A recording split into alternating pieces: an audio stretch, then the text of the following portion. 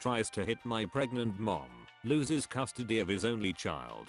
Some context, I was 11 when this happened, and my mom was about 8ish months pregnant with my little brother. Her live-in boyfriend was a massive waste of DNA and usually took his frustration out on me, but he thought I was at Mim's, my grandmother, because my mom's dietary changes while being pregnant were causing me health problems. I was over helping her with housework and had been playing games for about an hour at the time of the incident.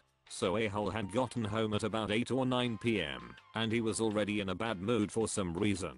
My mom was going to see what was going on and asked him to stop shouting because last time the neighbors came over due to the noise volume and she didn't want to have to explain that one again. Honestly, I didn't blame her. She's pregnant, her feet hurt, and she was in the hospital for kidney stones like 3 days before this happened, so she's tired and frustrated. Apparently a-hole decided he felt the need to be mad at her and started shouting obscenities at my mother, which led to me grabbing the baseball bat I kept under my bed and sneaking closer to hear. Well, right as I got within range I saw his hand fly up, and I had seen that gesture before. He was aiming to hit my pregnant mother, so my first reaction was to swing that bat into his leg as hard as I could, and when he went down I hit him maybe 3 or 4 more times at full force, mind you, and even though I was a child I was certainly not weak and knew to aim for his knees and wrist apparently. I nailed his left wrist at one point. My mother called Mima a 911, which resulted in a cop car and an ambulance. The cops asked what happened as they loaded the man into the ambulance and he tried to say I assaulted him unprompted. This was when Mima came to the rescue and interjected that 1, I have never hit someone without being hit first, and 2, a-hole and my mom were constantly fighting. She then said they could ask the neighbors who verified the statement. When the cops then asked why I hit him so hard it broke at least one knee for sure, I stated he could hit me and I'd probably hide since he's bigger than me, but he was going to hit my mom and she has a baby nearly here. I didn't want the baby to get hurt, so I hurt him first and made sure he wouldn't do it again. My mom agreed to press charges for assault, child endangerment, and child abuse. The cops were also informed of how he verbally, mentally, and emotionally abused me, and Mima had at least one voice recording of this happening in the past. Now I didn't go to the court cases because I was a child and everyone agreed to not bring in the children if it was avoidable, which it was, since Mima had physical proof of his abuse, but later I found out he was only allowed weekend visitation at my mom's convenience and had to pay child support. A few years afterwards he got himself arrested for some reason and had his visitation rights revoked by the court, so yeah. Don't attack my mom, and don't fuck with my little brother. My family will ruin you. Nothing was more gratifying than knowing this man can no longer see his only child because he thought he could get away with being an abusive PP. Give me your test paper. EK is entitled kid, EM is entitled mother, M is me, T is teachers. English is my first language, so make fun of me if I mess up, lol. Backstory, I was doing a very important test to get into something, and we had 6 people at each table.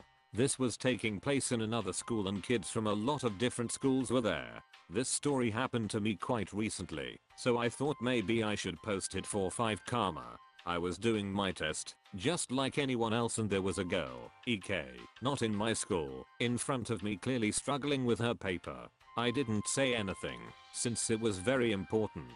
Then, she started talking to me for some reason. EK, hi, M, SHHH. EK, no, pass me your paper. M, why, laughing. I thought she was joking. EK, just pass it. It's really hard. You can take mine and just redo it. There was 5 minutes in the test, so even if I wanted to I couldn't. M, there's 5 minutes left. I can't. Now shh. EK, pass it. M, no, why the hell would I give it to you? EK, give it to me, dipshit. Teachers were walking up to me and EK switched our test papers. T, what are you doing? EK, he tried taking my test and switching it with mine. Luckily I kept mine. La. M, no, she took mine. Look at the name in the paper. T, looks at the paper. M, it's yours. Take it back from EK. I got extra time in the end, and after I finished the test I left, and EK and EM were standing there. EM, you made my daughter fail the test, now she's never gonna get in. M, she was trying to cheat and take my test, now I have to go home, leave me alone. EK and EM looked so angry. Also, if you're wondering, I got in. Entitled dad thinks he's entitled to his daughter's scholarship money. I remember a talk I had with my grandma years ago, and it just made me hate everything about her son, my dad. Backstory, my dad was an absentee parent, and whenever he visits home, he'd emotionally, physically, and mentally abuse me. This one is really blurry to me, but this happened when I was in 6th grade or maybe high school. I suppressed this memory in the back of my mind, because it's the reason why I have PTSD. To the story. So, when I was around 11 to 13 years old, I found out that my dad, despite having no monetary issues, never paid for my schooling. Everything, from school uniform, tuition fees, my allowance, school books etc. was paid for by my grandma. And at that point, he was now more open to wishing that I was no longer born. He also said one time that he wished that he killed me when I was just a baby. Great father, I know. So when I was 12 and just got to high school, my school offered scholarship to their students. I was one of the students who was a part of the scholarship, getting 10 to 15,000 pesos after every school year. Dickman found out about it. He went home and asked my grandma about it. Apparently, my grandma was saving my scholarship money so that I have money for college. I never got the money after my grandma died, but that's a whole different story. I was in my room when they were talking. I always locked myself in my room whenever Dickman was home. After a while I heard him shouting at my grandma. It scared me. Her doctor had told her not to be stressed. But of course Dickman never did care. He was shouting at her telling her that he deserved to handle my money. My grandma wasn't born yesterday though, and knew that giving my dad the money will be a mistake. So she said no once more. It ended with him shouting and screaming about how he's my dad, and he should be handling my money. He then threatened my grandma when she wouldn't budge. His exact dialogue, I will burn down this house, and make sure that you will die in it. You are selfish. He then proceeded to actually throw stuff at my door. It never ended good to be honest. I'm 22 now, and whenever I hear loud crashes near me, I just feel so terrified thinking that my, now dead, dad would be breaking my door and beat me up again. But hey, at least he's out of my life now, for good. Entitled Parents, Plain Edition, swap seats with me or else. I travel for work and a lot of the times it's over long distances. I happened to have booked a flight that had me up for 20 hours due to the time difference. So when I got my connecting flight, 14 torturous hours, I was desperate to sleep. Q, EM and EK who attempted to ruin this sleep attempt. I'd scored a seat swap to aisle and only had one other person next to me. Yes, as I moved to the seat, I noticed EM staring at me from the middle seat section, nearer to where I was originally due to sit. I figured it was no biggie, and started to settle in. Once we reached cruising, and the seatbelt sign was turned off. EM, hey, can you swap seats with my child? Me, don't you need to seat with your child? EM, yeah, but I'll just ask the lady next to you to swap as well, so we can sit together.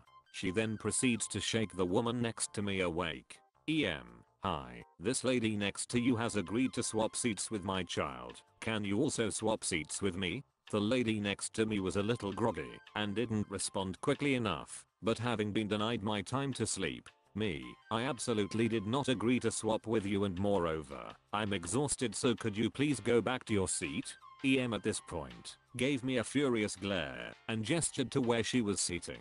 EM, I don't know why you're disagreeing. You were due to seat back there anyway and my kid needs the space to relax. Just swap the damn seats. Well, no. I was due to sit near her area, but certainly not in the middle row, middle seat. Me, look, I'm not swapping.